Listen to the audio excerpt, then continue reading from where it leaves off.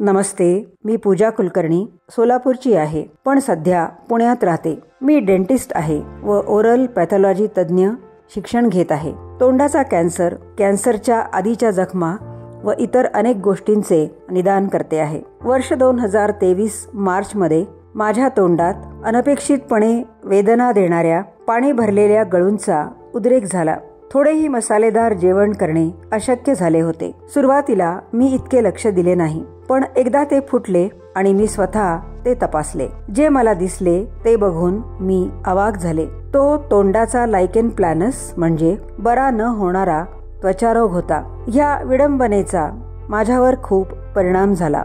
या परिस्थितीचे मी इतरांचे निदान केले होते आणि आता ती परिस्थिती माझ्यावर आली होती. लायकेन प्लॅनस हे संक्रमण किंवा जखमेने होत नाही. ते जेव्हा तुमच्या शरीराच्या संरक्षण पेशी स्वतःच्याच टिश्यूवर हल्ला करतात तेव्हा होते. मी माझ्या गुरूंशी बोलले आणि अपेक्षेप्रमाणे त्यांनी मला स्टेरॉइड्स व मल्टीविटॅमिन्स घ्यायला सांगितले. पण हे मला आधीच माहीत होते की ही तणाव संबंधित स्वयंप्रतिकार अवस्था आहे. औषध घेऊन सुद्धा बरे होण्यासाठी 6 महिने लागतात आणि ठराविक क्रमाने ते परत येते. आणि तेव्हा तर्काच्या पलीकडे जाऊन मी काहीतरी केले. मी अमा भगवानांच्या चरणी पूर्णपणे शरणागत झाले. मी माझे हृदय त्यांच्या समोर मोकळे केले.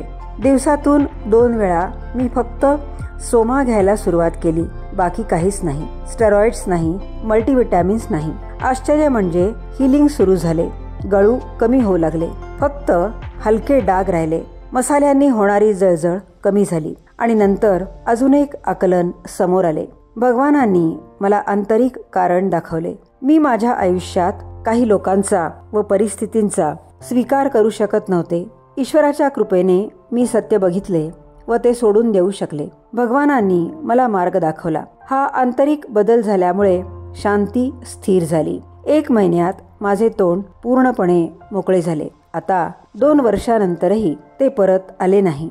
सामान्यतः कित्येक महिने राहणारी अवस्था ज्यात शरीर स्वतःच्याच पेशींशी झगडत असते, ती अवस्था दिव्य सोमा व शरणागतीने आपोआप नाहीशी झाली. जय बोलो सोमा प्रदाता वैदीश्वर अम्मा भगवान की जय.